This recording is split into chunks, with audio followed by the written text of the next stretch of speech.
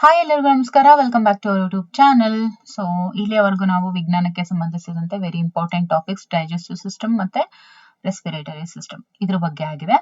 So ಈಗ ನಾವು body fluids means ದೇಹ ದ್ರವಗಳು ಮತ್ತು ಪರಿಚಲನೆ ಇದ್ರ ಬಗ್ಗೆ ನಾವು ನೋಡ್ತಾ ಹೋಗೋಣ. ಇಲ್ಲಿ ನಾವು ರಕ್ತ, ದುಗ್ಧರಸ ಪರಿಚಲನೆಯ ಪಥಮಾರ್ಗಗಳು, ದ್ವಿಪರಿಚಲನೆ ಅಂದ್ರೆ ಏನು, ಹೃದಯ ಚಟುವಟಿಕೆಯ ನಿಯಂತ್ರಣ, ಜೊತೆಗೆ ಪರಿಚಲನಾ ವ್ಯೂಹದ ಅಪಸಾಮಾನ್ಯತೆಗಳು ಇದ್ರ ಬಗ್ಗೆ ನಾವು ನೋಡ್ತಾ ಹೋಗ್ತೀವಿ. ಓಕೆ, ಈ ಎಲ್ಲಾ ಕ್ಲಾಸಸ್ ನಿಮಗೆ ಹೇಗೆ ಅನಿಸ್ತಾ ಇದೆ ಅನ್ನುವಂಥದ್ದನ್ನ ಕಮೆಂಟ್ ಸೆಕ್ಷನ್ ಅಲ್ಲಿ ತಿಳಿಸಿ. ಅಂಡ್ ವೆರಿ ಇಂಪಾರ್ಟೆಂಟ್ ಪಾಯಿಂಟ್ ಏನು ಅಂತ ಹೇಳಿದ್ರೆ, ಇವು ಎಲ್ಲದೂ ಕೂಡ ನೀವು ಈ ಕ್ಲಾಸಸ್ ಅನ್ನ ಕೇಳಿದಾಗ MCQs ನ ತುಂಬಾ ಈಸಿಯಾಗಿ ಸಾಲ್ವ್ ಮಾಡ್ತೀರಾ. ಅದು ಉದ್ದೇಶ ಆಗಿರೋದ್ರಿಂದಾನೇ ಫಸ್ಟ್ ಥೆರಿ ಕ್ಲಾಸಸ್ ಅನ್ನ ಮಾಡ್ಬಿಡೋಣ ಅಂತ ಹೇಳಿ ಥೆರಿ ಕ್ಲಾಸಸ್ ಮಾಡ್ತಾ ಇರೋದು. ಕೆಲವೊಂದು ಅಂದ್ರೆ ಕೆಲವರೆಲ್ಲ ಕಮೆಂಟ್ ಮಾಡಿದ್ರು ಥೆರಿ ಕ್ಲಾಸಸ್ ಮಾಡಿ ಅಂತ ಹೇಳಿ. ಸೊ ಇದರ ಸದುಪಯೋಗವನ್ನ ಪಡ್ಕೊಳ್ಳಿ. ನೀವು ಯಾವುದೇ ಒಂದು ಪೇಯ್ಡ್ ಕ್ಲಾಸಸ್ಗೆ ಜಾಯ್ನ್ ಆದ್ರೂ ಕೂಡ ಅಲ್ಲೂ ಕೂಡ ಫಸ್ಟ್ ಥೇರಿ ಅಂತ ಮಾಡಿದ್ರೆ ಇದನ್ನೇ ಮಾಡೋದು. ಸೊ ಮಾಡ್ಕೊಟ್ಟಿರೋದ್ರಿಂದ ಅನುಭವ, ಓಕೆ, ಮಾಡ್ಕೊಟ್ಟಿರೋದ್ರಿಂದಾನೇ ಈಗ ನಿಮ್ಮೆಲ್ಲರಿಗೂ ಉಪಯೋಗ ಆಗ್ಲಿ ಅನ್ನೋ ಕಾರಣಕ್ಕೋಸ್ಕರನೇ ಇದನ್ನ ಮಾಡ್ತಾ ಇರೋದು. ಸೊ ದಯವಿಟ್ಟು ನೀವೆಲ್ಲರೂ ಸದುಪಯೋಗ ಪಡಿಸ್ಕೊಳ್ಳಿ. ಓಕೆ, ಸೊ ಈಗ ಮೊದಲನೇದಾಗಿ ದೇಹ ದ್ರವಗಳು ಮತ್ತು ಪರಿಚಲನೆ ನೋಡಿ. ನೀವು ತಿಳಿದಿರುವ ಹಾಗೆ ಏನು, ಜೀವಕೋಶಗಳಿಗೆ ಪೋಷಕಾಂಶಗಳು, ಆಕ್ಸಿಜನ್ ಮತ್ತು ಇತರ ಅವಶ್ಯ ವಸ್ತುಗಳನ್ನ ಸರಬರಾಜು ಮಾಡ್ಬೇಕಾಗತ್ತೆ, ಹೌದಲ್ವಾ? ಈಗ ನಮ್ಮ ಬಾಡಿಲಿ ಇರುವಂತಹ ಜೀವಕೋಶಗಳಿಗೆ ಪೋಷಕಾಂಶಗಳು ಬೇಕು, ಆಕ್ಸಿಜನ್ ಬೇಕು, ಮತ್ತೆ ಇತರ ಅವಶ್ಯ ವಸ್ತುಗಳ ಸರಬರಾಜು ಮಾಡ್ಬೇಕಾಗತ್ತೆ. ಹಾಗೆಯೇ ಅಂಗಾಂಶಗಳ ಆರೋಗ್ಯಕರ ಕಾರ್ಯಾಚರಣೆಗೋಸ್ಕರ ಉತ್ಪನ್ನಗೊಂಡಂತಹ ತ್ಯಾಜ್ಯ ಹಾಗೂ ಹಾನಿಕಾರಕ ವಸ್ತುಗಳನ್ನ ನಿರಂತರವಾಗಿ ಏನ್ ಮಾಡ್ಬೇಕಾಗತ್ತೆ, ವರ್ಜಿಸ್ಬೇಕಾಗತ್ತೆ, ಅಂದ್ರೆ ತೆಗೆದು ಹಾಕ್ಬೇಕಾಗತ್ತೆ. ಆದ್ದರಿಂದ ಕೋಶಗಳಿಂದ ಮತ್ತು ಕೋಶಗಳಿಗೆ ಇವುಗಳನ್ನ ಸಾಗಾಣಿಕೆ ಮಾಡುವ ಸಾಮರ್ಥ್ಯ ಕಾರ್ಯವಿಧಾನಗಳ ಅವಶ್ಯಕತೆ ಇರುತ್ತೆ. ಈ ಸಾಗಾಣಿಕೆಗೆ ವಿವಿಧ ಗುಂಪಿನ ಪ್ರಾಣಿಗಳು ವಿಭಿನ್ನ ರೀತಿಯ ವ್ಯವಸ್ಥೆಗಳನ್ನ ವಿಕಸಿಸಿಕೊಂಡಿದ್ದಾವೆ. ಸರಳ ಪ್ರಾಣಿಗಳಾದಂತಹ, ಇಲ್ಲಿ ನೋಡಿ, ಸರಳ ಪ್ರಾಣಿಗಳು ಆಗಿರುವಂತಹ ಸ್ಪಂಜುಗಳು ಮತ್ತು ಕುಟುಕು ಕಣವಂತಗಳು ತಮ್ಮ ಸುತ್ತಲಿರುವ ನೀರನ್ನ ತಮ್ಮ ದೇಹಾವಕಾಶಗಳಲ್ಲಿ ಸಾಗಣೆ ಮಾಡುವುದರ ಮೂಲಕ ಜೀವಕೋಶಗಳು ಈ ವಸ್ತುಗಳನ್ನ ವಿನಿಮಯ ಮಾಡಿಕೊಳ್ಳುವಂತೆ ಮಾಡ್ತವೆ. ಅಂದ್ರೆ ಇದರಿಂದ ನಮಗೆ ಏನ್ ಗೊತ್ತಾಯ್ತು ನೋಡಿ, ಸರಳ ಪ್ರಾಣಿಗಳು ಯಾವುವು, ಸ್ಪಂಜುಗಳು ಮತ್ತು ಕುಟುಕು ಕಣವಂತಗಳು ಏನಿದಾವೆ, ಇವು ತಮ್ಮ ಸುತ್ತ ಇರುವಂತ ನೀರನ್ನ ತಮ್ಮ ದೇಹಾವಕಾಶಗಳಲ್ಲಿ ಸಾಗಣೆ ಮಾಡೋದ್ರ ಮೂಲಕ ಜೀವಕೋಶಗಳು ಈ ವಸ್ತುಗಳನ್ನ ವಿನಿಮಯ ಮಾಡ್ಕೊಳ್ಳಂತೆ ಮಾಡ್ತವೆ. ಇನ್ನು ಇದು ಬರೀ ಸರಳ ಪ್ರಾಣಿಗಳಿಗಾಯ್ತು. ಆದ್ರೆ ಹೆಚ್ಚು ಸಂಕೀರ್ಣ ಪ್ರಾಣಿಗಳು ಏನಿರ್ತವೆ, ಅವು ತಮ್ಮ ದೇಹದೊಳಗೆ ಇರುವಂತ ವಿಶೇಷ ದ್ರವದ ಸಹಾಯದಿಂದ ವಸ್ತುಗಳನ್ನ ಸಾಗಣೆ ಮಾಡ್ತವೆ. ಓಕೆ, ಮಾನವನೂ ಸೇರಿ ಉನ್ನತ ಪ್ರಾಣಿಗಳಲ್ಲಿ ಸಾಮಾನ್ಯವಾಗಿ ಉಪಯೋಗಿಸಲ್ಪಡುವಂತಹ ದೇಹ ದ್ರವ ಯಾವುದು ಅಂತ ಹೇಳಿದ್ರೆ ಅದು ರಕ್ತ. ಇನ್ನೊಂದು ದೇಹ ದ್ರವವಾದಂತಹ ದುಗ್ಧರಸ. ಓಕೆ, ಇವುಗಳು ಸಹ ಕೆಲವು ವಸ್ತುಗಳನ್ನ ಸಾಗಾಣಿಕೆ ಅಥವಾ ಸಾಗಣೆ ಮಾಡೋದಕ್ಕೆ ಸಹಕರಿಸುತ್ತೆ. ಯಾವುದು, ರಕ್ತ ಮತ್ತು ದುಗ್ಧರಸ. ಸೊ ಈ ಒಂದು ಯೂನಿಟ್ ಅಲ್ಲಿ ರಕ್ತ ಮತ್ತು ದುಗ್ಧರಸವನ್ನ ನಾವು ಅಂಗಾಂಶ ದ್ರವ ಅಂತ ಕೂಡ ಕರಿತೀವಿ. ಇವುಗಳ ಸಂಯೋಜನೆ ಮತ್ತು ಗುಣಲಕ್ಷಣಗಳು ಹಾಗೂ ರಕ್ತ ಪರಿಚಲನೆಯ ಕಾರ್ಯವಿಧಾನವನ್ನು ಕೂಡ ನಾವು ಇಲ್ಲಿ ನೋಡ್ತಾ ಹೋಗ್ತೀವಿ. ಓಕೆ, ಸೊ ಮೊದಲನೇದಾಗಿ ರಕ್ತ ಅಂದ್ರೆ ಏನು, ನಾವು ಎಲ್ಲರೂ ತಿಳ್ಕೊಬೇಕು. ಅಡಿಗೆ ಮಾಡ್ಬೇಕಾದ್ರೆ ಏನದು ಚಾಕು ಏನಾದ್ರೂ ಕಟ್ ಮಾಡ್ಬೇಕಾದ್ರೆ ಏನಾಗುತ್ತೆ, ಬ್ಲಡ್ ಬರುತ್ತೆ, ಹೌದಲ್ವಾ? ಅದಾದ ನಂತರ ಬಹಳಷ್ಟು ಸನ್ನಿವೇಶಗಳು ನಮ್ಮ ದಿನನಿತ್ಯದ ಜೀವನದಲ್ಲಿ ಯಾವೆಲ್ಲ ಕೊಡ್ಬೋದು. ಈಗ ಮಕ್ಕಳು ಇದ್ದಾಗ ಆಟ ಆಡ್ಬೇಕಾದ್ರೆ ಬಿದ್ದಾಗ ಬ್ಲಡ್ ಬರುತ್ತೆ, ಹೌದಲ್ವಾ? ನೋಡಿ, ಸೊ ಇದನ್ನ ನಾವು ರಕ್ತದ ಬಗ್ಗೆ ನಾವು ತಿಳ್ಕೊಳ್ಳೋದು ಬಹಳನೇ ಅವಶ್ಯಕತೆ ಇದೆ. ಈ ರಕ್ತ ಏನಿದೆ, ಇದು ಒಂದು ವಿಶಿಷ್ಟ ಸಂಯೋಜಕ ಅಂಶ ಅಂತ ನಾವು ಹೇಳ್ತೀವಿ. ಇದನ್ನ ಏನಂತ ಹೇಳ್ತೀವಿ, ಸಂಯೋಜಕ ಅಂಗಾಂಶ ಅಂತ ಹೇಳ್ತೀವಿ ನಾವು. ಏನಂತ, ರಕ್ತ ಒಂದು ಸಂಯೋಜಕ ಅಂಗಾಂಶ ಆಗಿರುತ್ತೆ. ದ್ರವ ರೂಪದ ಪ್ಲಾಸ್ಮಾ ಎಂಬ ಧ್ರುವ ಮಾತೃಕೆ ಮತ್ತು ರೂಪಿತ ರಕ್ತ ಕಣಗಳನ್ನ ಇದು ಒಳಗೊಂಡಿದೆ. ಸೊ ವೆರಿ ಇಂಪಾರ್ಟೆಂಟ್, ರಕ್ತ ಒಂದು ಸಂಯೋಜಕ ಅಂಗಾಂಶ ಆಗಿರುತ್ತೆ. ಇದು ಧ್ರುವ ರೂಪದಲ್ಲಿ ಇರುವಂತ ಪ್ಲಾಸ್ಮಾ ಎಂಬ ದ್ರವ ಮಾತೃಕೆ,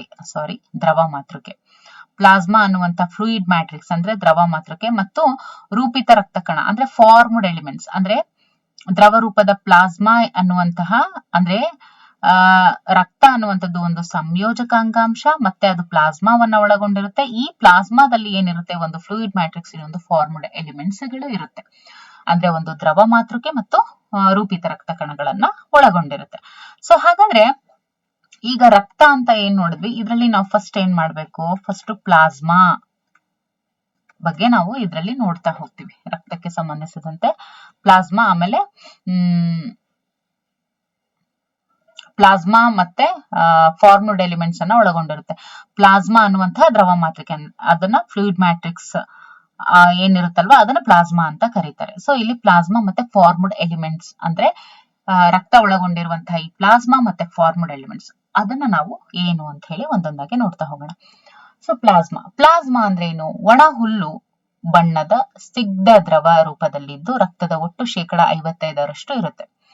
ಅಂದ್ರೇನು ಪ್ಲಾಸ್ಮಾ ಅನ್ನುವಂಥದ್ದು, ಈಗ ಒಣ ಹುಲ್ಲು ನೋಡಿರ್ತೀರ ಅಲ್ವಾ, ಒಣ ಹುಲ್ಲು ಅಂದ್ರೆ ಹುಲ್ಲು ಏನು ಒಣಗಿದ್ರೆ ಯಾವ ತರ ಬಣ್ಣ ಬರುತ್ತಲ್ವಾ, ಆ ರೀತಿ ಬಣ್ಣ ಇರುವಂತಹ ವಿಸ್ಕಸ್ ರೂಪದಲ್ಲಿ ಇರುತ್ತೆ. ಅಂದ್ರೇನು ಸ್ನಿಗ್ಧ ಅಂತ ಹೇಳ್ತೀವಿ, ಸ್ನಿಗ್ಧ ದ್ರವ ರೂಪದಲ್ಲಿ ಅದಿರುತ್ತೆ.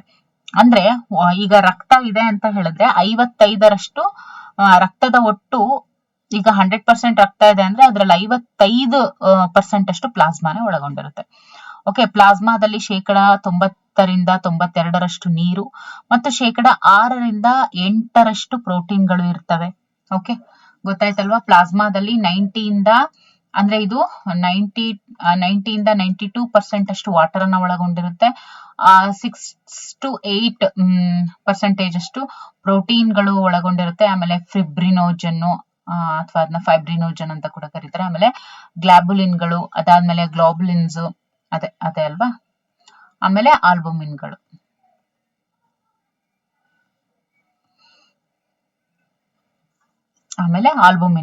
ಅದರಲ್ಲಿರುವಂತಹ ಪ್ರಮುಖ ಪ್ರೋಟೀನ್ಗಳಾಗಿರುತ್ತೆ. ಅಂದ್ರೆ 6 to 8% ಪ್ರೋಟೀನ್ಗಳು ಇರ್ತವೆ ಅಲ್ವಾ. ಅದು ಯಾವ್ದು ಅಂದ್ರೆ ಫೈಬ್ರಿನೋಜನ್, ಆಮೇಲೆ ಗ್ಲೋಬುಲಿನ್ ಮತ್ತೆ ಆಲ್ಬುಮಿನ್.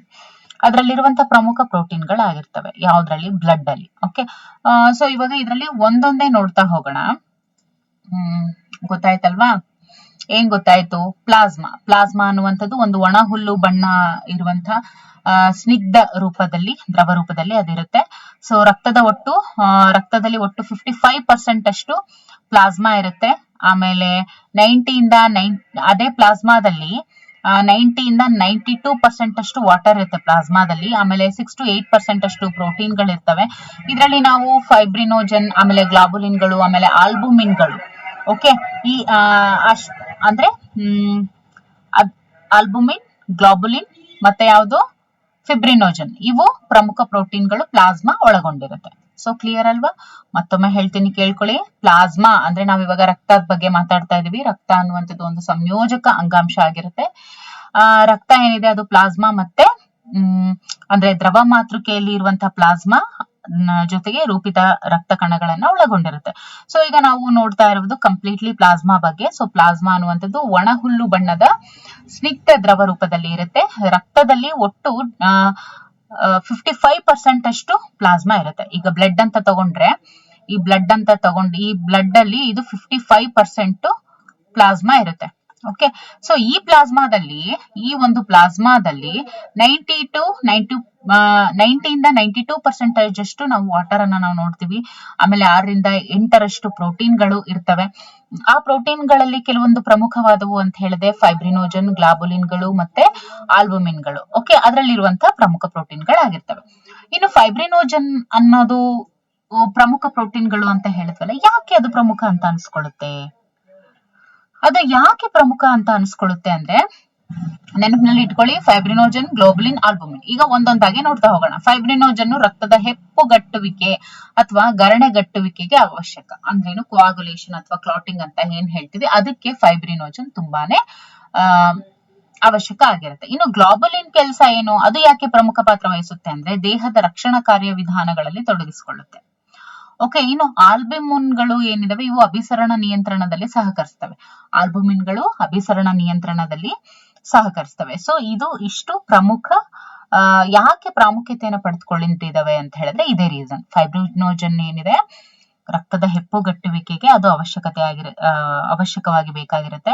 ಆಮೇಲೆ ಗ್ಲಾಬುಲಿನ್ಗಳು ದೇಹದ ರಕ್ಷಣಾ ಕಾರ್ಯಗಳಲ್ಲಿ ತೊಡಗಿಕೊಳ್ತವೆ. ಆಮೇಲೆ ಆಲ್ಬುಮಿನ್ಗಳು ಅಭಿಸರಣ ನಿಯಂತ್ರಣದಲ್ಲಿ ಅದನ್ನ ಕಂಟ್ರೋಲ್ ಮಾಡೋದ್ರಲ್ಲಿ ಸಹಕರಿಸುತ್ತೆ.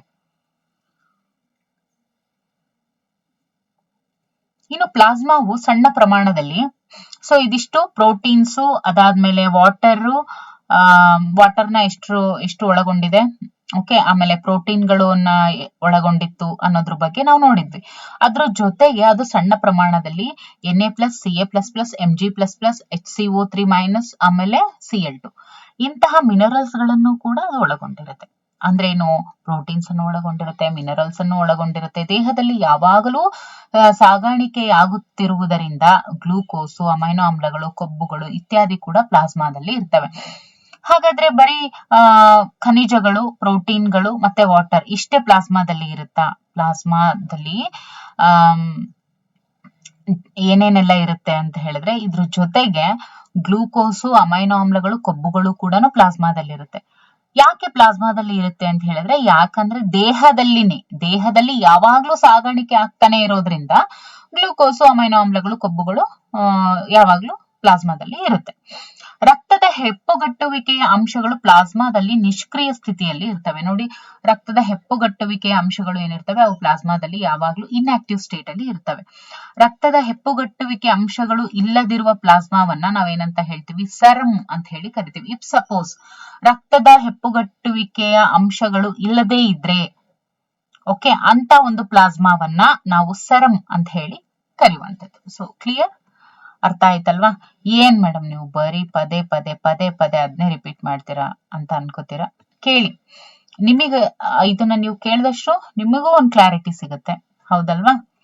ಎಸ್. ಈಗ ನಾವು ರೂಪಿತ ರಕ್ತ ಕಣಗಳು, ಇವಾಗ ರಕ್ತ ಅಂತ ಬಂದಾಗ it has plasma and formed elements. Okay, ರಕ್ತದಲ್ಲಿ 50 to 55% ಅಷ್ಟು ಏನಿರುತ್ತೆ? ಪ್ಲಾಸ್ಮಾ ಇರುತ್ತೆ. ಸೊ ಪ್ಲಾಸ್ಮಾ ಬಗ್ಗೆ ಕಂಪ್ಲೀಟ್ ಆಗಿ ನೋಡಿದ್ವಿ. ಈಗ ನೋಡೋಣ ರೂಪಿತ ರಕ್ತ ಕಣಗಳ ಬಗ್ಗೆ ನಾವು ನೋಡ್ತಾ ಹೋಗೋಣ. ಓಕೆ, ರೂಪಿತ ರಕ್ತ ಕಣಗಳಲ್ಲಿ ನಾವು ಎರಿಥ್ರೋಸೈಟ್ಸು, ಆಮೇಲೆ ಲ್ಯೂಕೋಸೈಟ್ಸು, ಪ್ಲೇಟ್ಲೆಟ್ಸ್, ಇದನ್ನ ಥ್ರೋಂಬೋಸೈಟ್ಸ್ ಅಂತ ಕೂಡ ಕರೀತಾರೆ. ಓಕೆ, ಸೊ ಇವುಗಳ ಬಗ್ಗೆ ನಾವು ನೋಡ್ತಾ ಹೋಗ್ತೀವಿ. ಇದನ್ನು ನೀವು ಚೆನ್ನಾಗಿ ನೆನ್ಪಿಟ್ಕೊಳ್ಳಿ. ಓಕೆ, ಎರಿಥ್ರೋಸೈಟ್, ಲ್ಯೂಕೋಸೈಟ್ ಮತ್ತೆ ಪ್ಲೇಟ್ಲೆಟ್ಸ್ ಇವುಗಳನ್ನ ಒಟ್ಟಾಗಿ ರೂಪಿತ ಕಣಗಳು ಅಂತ ಕರಿತೀವಿ. ಅಂದ್ರೇನು? ಫಾರ್ಮ್ಡ್ ಎಲಿಮೆಂಟ್ಸ್ ಅಂತ ಹೇಳಿ ಕರಿತೀವಿ. ಸೊ ಫಾರ್ಮ್ಡ್ ಎಲಿಮೆಂಟ್ಸ್ ಸಾಲಿಗೆ ಏನೇನ್ ಬರುತ್ತೆ? ಎರಿಥ್ರೋಸೈಟ್ಸ್, ಲ್ಯೂಕೋಸೈಟ್ಸ್ ಮತ್ತೆ ಪ್ಲೇಟ್ಲೆಟ್ಸ್. ಅವು ರಕ್ತದ 45% ರೂಪಿಸ್ತವೆ, ಹೌದಲ್ವಾ? ಯಾಕೆ? ಇವಾಗ ಪ್ಲಾಸ್ಮಾ ಎಷ್ಟಿತ್ತು? 50 to 55% ಅಷ್ಟು ನಾವು ಪ್ಲಾಸ್ಮಾವನ್ನ ಕಾಣ್ತೀವಿ ಬ್ಲಡ್ ಅಲ್ಲಿ. ಇನ್ ಮಿಕ್ಕಿದ್ದು 45% ಯಾವ್ದಿರುತ್ತೆ? ದಟ್ ಇಸ್ ರೂಪಿತ ಕಣಗಳು. ಏನು? Formed elements, erythrocytes, leukocytes and ಕಿರುತಟ್ಟೆ ಏನು ಪ್ಲೇಟ್ಲೆಟ್ಗಳು. ಓಕೆ, ಇದು ಇರುತ್ತೆ. ಈಗ ನಾವು ಒಂದೊಂದಾಗಿ ನೋಡ್ತಾ ಹೋಗೋಣ. ಯಾವ್ದು? ಒಂದು ಎರಿಥ್ರೋಸೈಟ್, ಲ್ಯೂಕೋಸೈಟ್ಸ್ ಮತ್ತೆ ಪ್ಲೇಟ್ಲೆಟ್ಸ್. ಓಕೆ, ಮೊದಲನೇದಾಗಿ ಎರಿಥ್ರೋಸೈಟ್. ಕೆಂಪು ರಕ್ತ ಕಣಗಳನ್ನ, ರೆಡ್ ಬ್ಲಡ್ ಸೆಲ್ಸ್, ಅವನ್ನ ನಾವು ಎರಿಥ್ರೋಸೈಟ್ಗಳು ಅಂತ ಕರಿತೀವಿ. ರಕ್ತದಲ್ಲಿ ಬಹುಸಂಖ್ಯೆಯಲ್ಲಿ ಇರುವಂತ ಜೀವಕೋಶಗಳು ಈ ರೆಡ್ ಬ್ಲಡ್ ಸೆಲ್ಸ್ ಆಗಿರುತ್ತೆ. ಆರೋಗ್ಯವಂತ ಪ್ರೌಢ ಮನುಷ್ಯನ 1 metre per cubic metre, okay, metre per cubic metre ರಕ್ತದಲ್ಲಿ ಸರಾಸರಿ 5 ರಿಂದ 5.5 ಮಿಲಿಯನ್ ಕೆಂಪು ರಕ್ತ ಕಣಗಳು ಇರ್ತವೆ. ನೋಡಿ, ಆರೋಗ್ಯವಂತ ಪ್ರೌಢ ಮನುಷ್ಯನ 1 ಮೀಟರ್ ಪರ್ ಕ್ಯೂಬಿಕ್ ಮೀಟರ್ ರಕ್ತದಲ್ಲಿ ಆವರೇಜ್ 5 ರಿಂದ 5.5 ಮಿಲಿಯನ್ ಕಣಗಳು ಇರ್ತವೆ. ಅಷ್ಟು RBC ಗಳು ಇರುತ್ತೆ, ಅಂದ್ರೆ ಕೆಂಪು ರಕ್ತ ಕಣಗಳು ಇರ್ತವೆ. ಇದು ಪ್ರೌಢ ಮನುಷ್ಯನದಾಯ್ತು, ಹೌದಲ್ವಾ? ಅದೇ ವಯಸ್ಕರಲ್ಲಿ ಕೆಂಪು ರಕ್ತ ಕಣಗಳು ಕೆಂಪು ಅಸ್ಥಿ ಮಜ್ಜೆಯಲ್ಲಿ ಉತ್ಪತ್ತಿ ಆಗ್ತವೆ. ಬಟ್ ವಯಸ್ಕರಲ್ಲಿ ಏನಾಗುತ್ತೆ? ಕೆಂಪು ರಕ್ತ ಕಣಗಳು ಕೆಂಪು ಅಸ್ಥಿ ಮಜ್ಜೆಯಲ್ಲಿ ಉತ್ಪತ್ತಿ ಆಗ್ತವೆ. ಬಹಳಷ್ಟು ಸ್ತನಿಗಳ ಕೆಂಪು ರಕ್ತ ಕಣಗಳಲ್ಲಿ ಕೋಶ ಕೇಂದ್ರ ಇರೋದಿಲ್ಲ.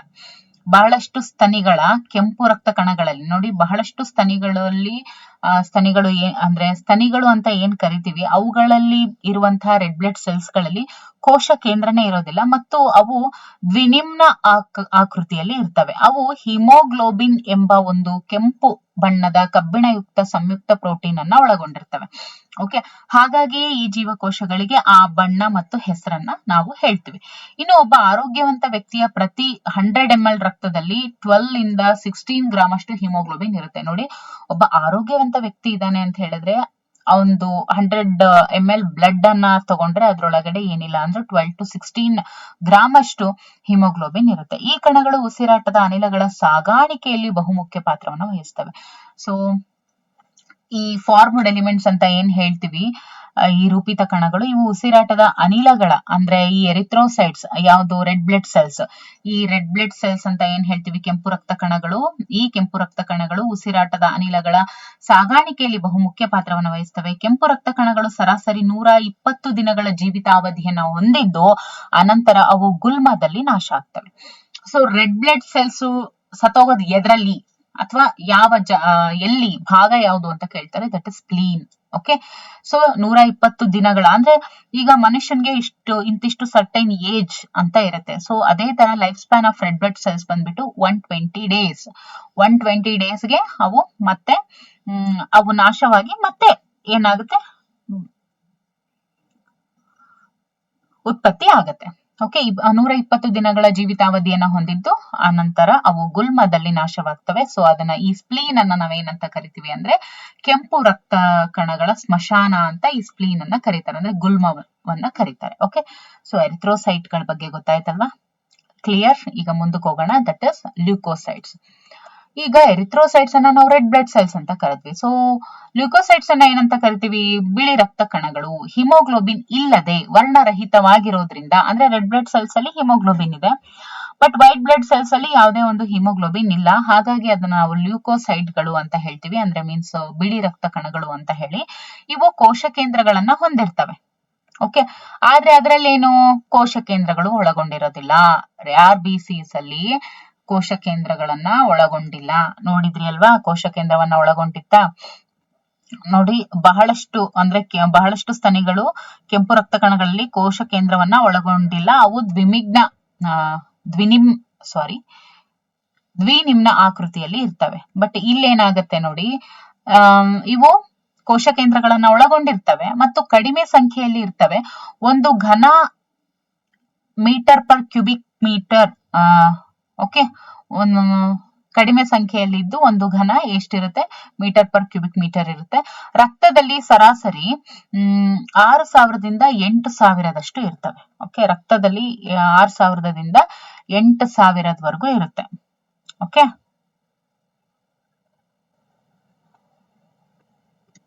ಬಿಳಿ ರಕ್ತ ಕಣಗಳು ಸಾಮಾನ್ಯವಾಗಿ ಅಲ್ಪಾಯುಷಿಗಳು ಅಂತ ಹೇಳ್ತೀವಿ. ಬಿಳಿ ರಕ್ತ ಕಣಗಳು ಏನಿದಾವಲ್ಲ, ಸಾಮಾನ್ಯವಾಗಿ ಅಲ್ಪಾಯುಷಿಗಳು ಅಂತ ಹೇಳ್ತೀವಿ. 2 ಪ್ರಮುಖ ವರ್ಗಕ್ಕೆ ಸೇರಿದಂತಹ ಬಿಳಿ ರಕ್ತ ಕಣಗಳು ಇದಾವೆ. ಈಗ ನೋಡಿ, ಬಿಳಿ ರಕ್ತ ಕಣಗಳು ಸಾಮಾನ್ಯವಾಗಿ ಅಲ್ಪಾಯುಷಿಗಳು, ಬಟ್ ರೆಡ್ ಬ್ಲಡ್ ಸೆಲ್ಸ್ ಏನು 120 ಡೇಸ್ ಗಳ ಕಾಲ ಅವುಗಳ ಲೈಫ್ ಸ್ಪ್ಯಾನ್ ಇರುತ್ತೆ. ಇಲ್ಲಿ 2 ಪ್ರಮುಖ ವರ್ಗಕ್ಕೆ ಸೇರಿದಂತಹ ಬಿಳಿ ರಕ್ತ ಕಣಗಳನ್ನ ನಾವು ನೋಡ್ತಾ ಹೋದ್ರೆ, ಕಣಸಹಿತ ಕೋಶಗಳು ಅಂದ್ರೇನು, ಗ್ರಾನ್ಯುಲೋಸೈಟ್ಸ್ ಅಂತ. ಆಮೇಲೆ ಕಣರಹಿತ ಕೋಶಗಳು ಅಂದ್ರೇನು, ಗ್ರಾನ್ಯುಲೋಸೈಟ್ಸ್ ಅಂದ್ರೇನು. ಲ್ಯೂಕೋಸೈಟ್ಸ್ ಅಲ್ಲಿ 2 ಟೈಪ್ಸ್, ಅಂದ್ರೆ ವೈಟ್ ಬ್ಲಡ್ ಸೆಲ್ಸ್ ಅಲ್ಲಿ 2 ಟೈಪ್ಸ್, ಒಂದು ಗ್ರಾನ್ಯುಲೋಸೈಟ್ಸ್, ಇನ್ನೊಂದು ಅಗ್ರಾನ್ಯುಲೋಸೈಟ್ಸ್. ಒಂದು ಕಣ ಸಹಿತ, ಇನ್ನೊಂದು ಕಣರಹಿತ.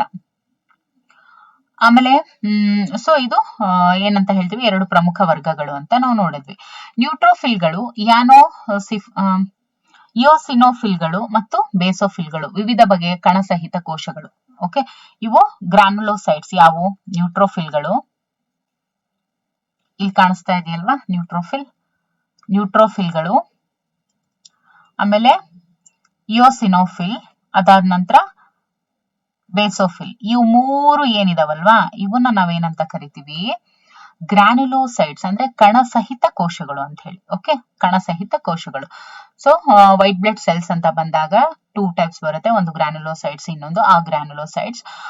ಗ್ರಾನ್ಯುಲೋಸೈಟ್ಸ್ ಅಲ್ಲಿ ಇಯೋಸಿನೋಫಿಲ್ ಮತ್ತೆ ನ್ಯೂಟ್ರೋಫಿಲ್ ಆಮೇಲೆ ಬೇಸೋಫಿಲ್ ಅಂತ ಹೇಳಿ 3 ಟೈಪ್ಸ್ ನಾವು ಕಣಸಹಿತ ಕೋಶಗಳನ್ನ ನಾವು ನೋಡ್ತೀವಿ. ಓಕೆ, ಇನ್ನು ವಿವಿಧ ಬಗೆಯ ಕಣಸಹಿತ ಕೋಶಗಳು ಅಂತ ನೋಡಿದಾಗ ಇನ್ನು ಬರೀ ಅದು ಮಾತ್ರ ಅಲ್ಲ, ಇನ್ನೂ ವೆರೈಟಿ ನೋಡ್ಬೋದು ಅಂತ ಹೇಳಿದ್ರೆ ಲಿಂಫೋಸೈಟ್ಸ್ ಆಮೇಲೆ ಮತ್ತು ಮೋನೋಸೈಟ್ಗಳು. ಓಕೆ, ಏನು ಈ ಗ್ರಾನ್ಯುಲೋಸೈಟ್ಸ್ ಅಲ್ಲಿ ನ್ಯೂಟ್ರೋಫಿಲ್ಗಳು, ಇಯೋಸಿನೋಫಿಲ್ಗಳು ಮತ್ತೆ ಬೇಸಿನೋಫಿಲ್ಗಳು, ಇವು ವಿವಿಧ ಬಗೆಯ ಕಣಸಹಿತ ಕೋಶಗಳು ಆಗಿರ್ತವೆ. ಇನ್ನು ಲಿಂಫೋಸೈಟ್ಸ್ ಕಾಣಿಸ್ತಾ ಇದೆಯಲ್ವಾ, ಅದರಲ್ಲಿ ಬಿ ಲಿಂಪೋಸೈಟ್ ಆಮೇಲೆ ಟಿ ಲಿಂಪೋಸೈಟ್ ಅಂತ ಹೇಳಿ 2 ಟೈಪ್ಸ್ ಬರುತ್ತೆ ಲಿಂಪೋಸೈಟ್ ಅಲ್ಲಿ. ಓಕೆ, ಏನು ಬಿ ಲಿಂಪೋಸೈಟ್ ಮತ್ತೆ ಟಿ ಲಿಂಪೋಸೈಟ್, ಆಮೇಲೆ ಮೋನೋಸೈಟ್ ಅಥವಾ ಮಾನೋಸೈಟ್ ಅಂತ ಕೂಡ ಕರೀತಾರೆ. ಈ ಮಾನೋಸೈಟ್ಗಳು ಇವು ಕಣರಹಿತ ಕೋಶಗಳು. ಅಂದ್ರೇನು?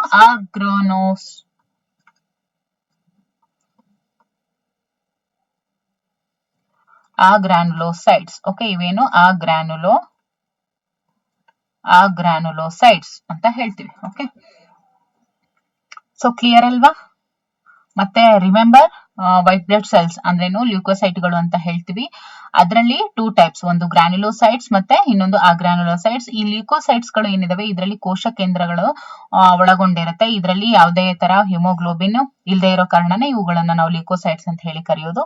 ಇದರಲ್ಲಿ ಗ್ರಾನ್ಯುಲೋಸೈಟ್ಸ್ ಮತ್ತೆ ಆಗ್ರಾನ್ಯುಲೋಸೈಟ್ಸ್ ಅಂತ ಹೇಳ್ತೀವಿ. ಗ್ರಾನ್ಯುಲೋಸೈಟ್ಸ್ ಅಲ್ಲಿ ನ್ಯೂಟ್ರೋಫಿಲ್ಗಳು, ಇಯೋಸಿನೋಫಿಲ್ಗಳು ಮತ್ತೆ ಅಥವಾ ಬೇಸೋಫಿಲ್ಗಳು ಇರ್ತವೆ. ಇನ್ನು ಆಗ್ರಾನೋ ಸೈಟ್ಸ್ ಅಂತ ಹೇಳಿದ್ರೆ ಅಥವಾ ಗ್ರಾನುಲೋಸೈಟ್ಸ್ ಅಂತ ಹೇಳಿದ್ರೆ ಅದನ್ನ ಕಣ ರಹಿತ ಕೋಶಗಳು ಅಂತ ಹೇಳ್ತೀವಿ. ಇದರಲ್ಲಿ ನಾವು ಲಿಂಫೋಸೈಟ್, ಅದರಲ್ಲಿ ಬಿ ಲಿಂಫೋಸೈಟ್ ಮತ್ತೆ ಟಿ ಲಿಂಫೋಸೈಟ್, ಅದಾದ್ಮೇಲೆ ಮಾನೋಸೈಟ್ಗಳು ಅಂತ ಹೇಳಿ ನೋಡ್ತೀವಿ. ಒಟ್ಟು ಬಿಳಿ ರಕ್ತ ಕಣಗಳಲ್ಲಿ ನ್ಯೂಟ್ರೋಫಿಲ್ಗಳು ಹೇರಳವಾಗಿ ಇರುವಂತವನ್ನ ನಾವು ಕಾಣಬಹುದು. ಅಂದ್ರೆ ಒಟ್ಟು ಇವಾಗ ವೈಟ್ ಬ್ಲಡ್ ಸೆಲ್ಸ್ ಇದೆ WBC ಅಂತ ಹೇಳಿದಾಗ ಒಟ್ಟು ನ್ಯೂಟ್ರೋಫಿಲ್ಗಳೇ ಅಲ್ಲಿ ಜಾಸ್ತಿ ಇರುವಂತದ್ದು. ನ್ಯೂಟ್ರೋಫಿಲ್ ಯಾವ್ದಕ್ ಸೇರುತ್ತೆ? ಕಣ ಸಹಿತ ಅಂದ್ರೇನು ಗ್ರಾನ್ಯುಲೋಸೈಟ್ಗೆ ಸೇರುತ್ತೆ. ಇದು ಹೆಚ್ಚಾಗಿ ಇರುವಂತದ್ದು. ಇನ್ನು ಬೇಸೋಫಿಲ್ಗಳು ಬಹಳಾನೇ ವಿರಳ ಇರುತ್ತೆ. ಇನ್ನು ನ್ಯೂಟ್ರೋಫಿಲ್ಗಳು ಮತ್ತು ಮಾನೋಸೈಟ್ಗಳು ಇವು 6 to 8 ಅಷ್ಟು ಇರುತ್ತೆ. ಕೋಶ ಭಕ್ಷಕ ಜೀವಕೋಶಗಳು ಇವು ಆಗಿರ್ತವೆ. ದೇಹವನ್ನ ಪ್ರವೇಶಿಸುವಂತಹ ಪರಕೀಯ ಜೀವಿಗಳನ್ನ ನಾಶ ಮಾಡ್ತವೆ.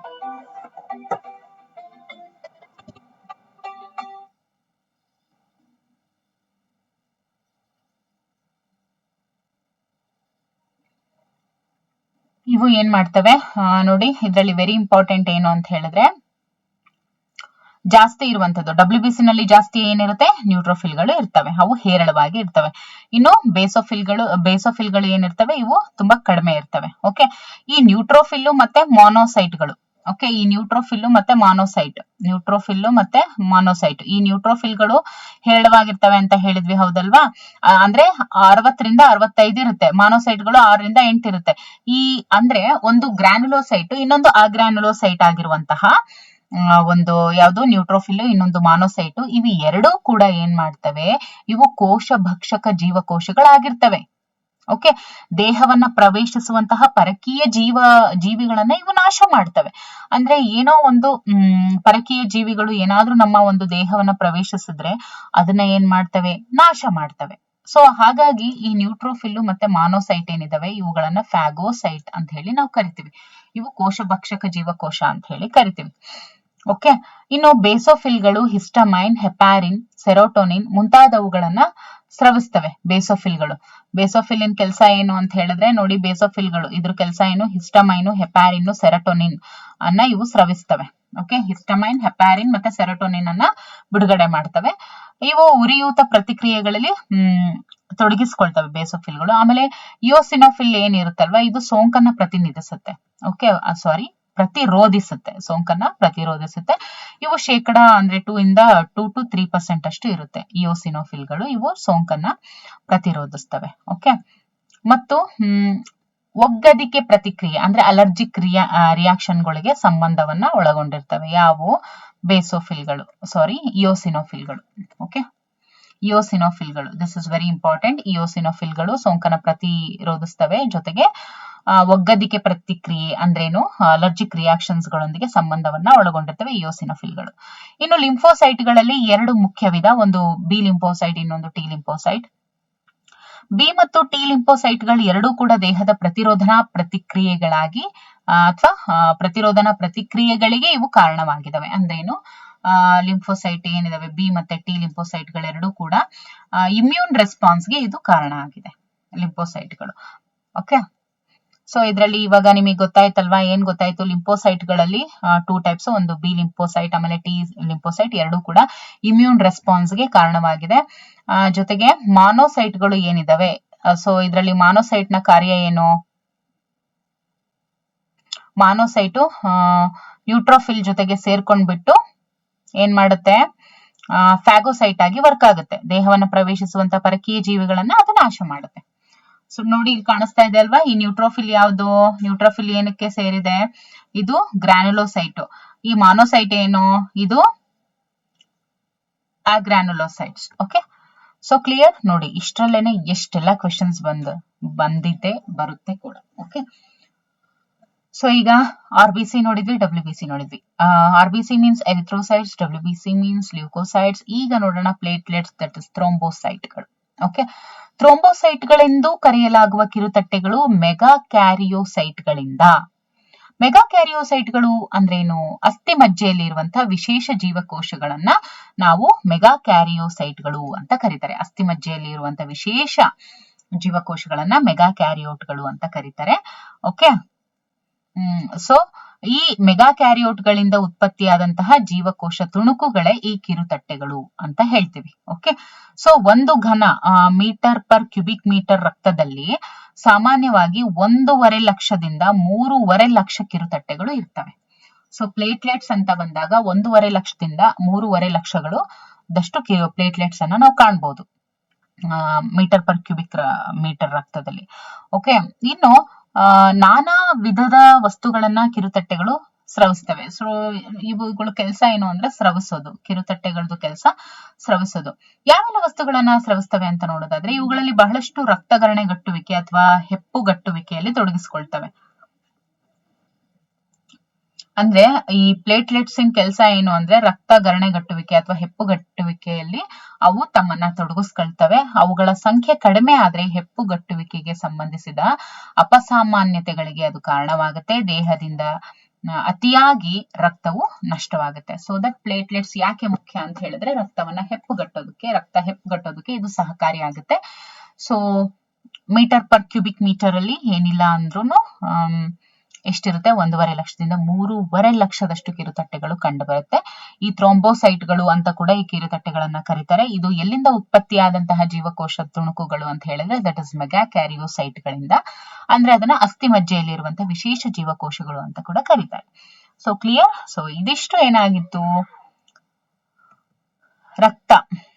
ರಕ್ತ ಅಂತ ನಾವೇನ್ ಕರಿತೀವಿ ಅದು ಪ್ಲಾಸ್ಮಾ ಜೊತೆಗೆ ಫಾರ್ಮ್ಡ್ ಎಲಿಮೆಂಟ್ಸ್ ಅನ್ನ ಏನ್ ಒಳಗೊಂಡಿತ್ತು ಅದ್ರ ಬಗ್ಗೆ ನಾವ್ ಇವಾಗ ಕಂಪ್ಲೀಟ್ ತಿಳ್ಕೊಂಡ್ವಿ. ಸೊ ರಕ್ತ ಅಂದ್ಕೂಡ್ಲೆ ಇಷ್ಟೆಲ್ಲ ಇರುತ್ತೆ, ಏನೇನೆಲ್ಲ ಇರುತ್ತೆ ಅನ್ನೋದು ನಿಮಗೆ ಗೊತ್ತಾಯ್ತು. ಈಗ ರಕ್ತದ ಗುಂಪುಗಳು. ಓಕೆ, ರಕ್ತದ ಗುಂಪುಗಳನ್ನ ನಾವು ಮುಂದಿನ ಒಂದು ತರಗತಿಯಲ್ಲಿ ನಾವು ನೋಡ್ತಾ ಹೋಗೋಣ. ಓಕೆ,